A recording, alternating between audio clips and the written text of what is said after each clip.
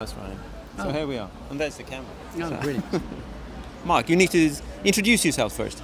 Oh, my name is Mark Fulton. I'm a consultant and advisor to many non-profits, for instance, Carbon Tracker and 2 Degree Investing and Series and the PRI.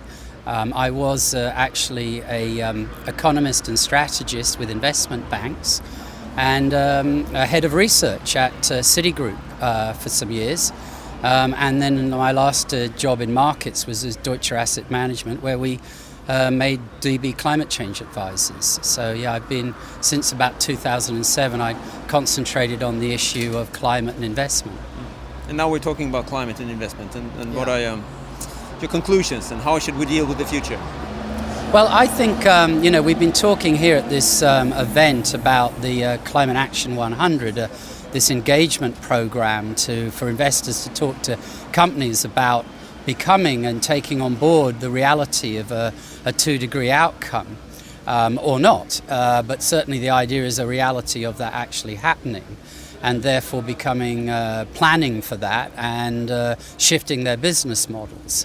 So in doing that, we've talked about the role of the so-called science-based targets, where you have an emissions target, could be for 2050, which is almost, I think, a bit like an aspiration that you believe in the long run the system is going to shift. And we're seeing quite a lot of companies adopt those. There's been 115 companies, utilities, car companies, and some big ones.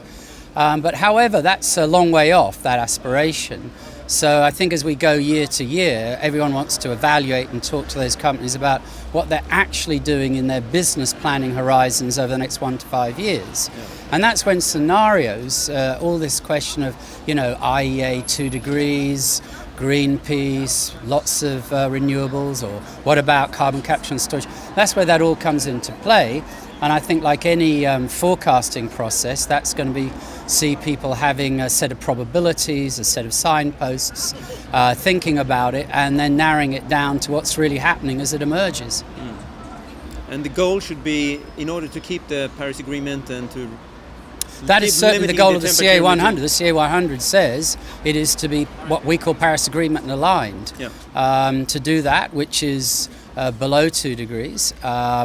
But certainly let's start with 2 anyway, that's for sure. And to try and get people thinking about that and really acting on the basis that that's got more probability than I think they believe it has today. Then we have a carbon budget, and I mean the reductions of the emissions should be in the scale of 10% per year. Well, yeah, I mean, you get these different pathways. So the way I look at it is you have an end point, which could be, this 80%, or actually it's net zero eventually. Eventually, whatever your scenario is, wherever it stabilizes, one day there's no more carbon emissions. That's something to think about. There is one day no net zero carbon, right? So I think that what we then do is have all these pathways that give us a year-by-year idea, and some of them are steep, some of them are less steep, and the steepness then brings in this issue that people are finally, if you like, waking up to, concentrating on, are these so-called negative emissions technologies. That's carbon capture and storage using biomass. It's called BECCS mostly, and a lot of scenarios apparently finish in 2040, 2050, but they don't really. They have to assume climate stabilization more like 2100, and they use a lot of these negative emissions assumptions in the back half, and we don't know how they happen. So don't lose heart. That's at this point of the game, it's reasonable that the modelers do their best and can model what they think is possible today, and the best thing to do is to go ahead and follow that and see that, get that done. And then as we improve, we've got to know about how the negative emissions technologies evolve or don't. Well, if it don't, and what about my question on the previous talk?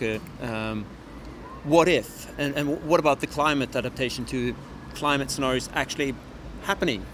How are we going to deal with that? Well, and the destabilization of societies as well. Because if we don't get there, we're into adaptation. Yeah. And I prefer to think we might have a go at getting there. I'm an optimist.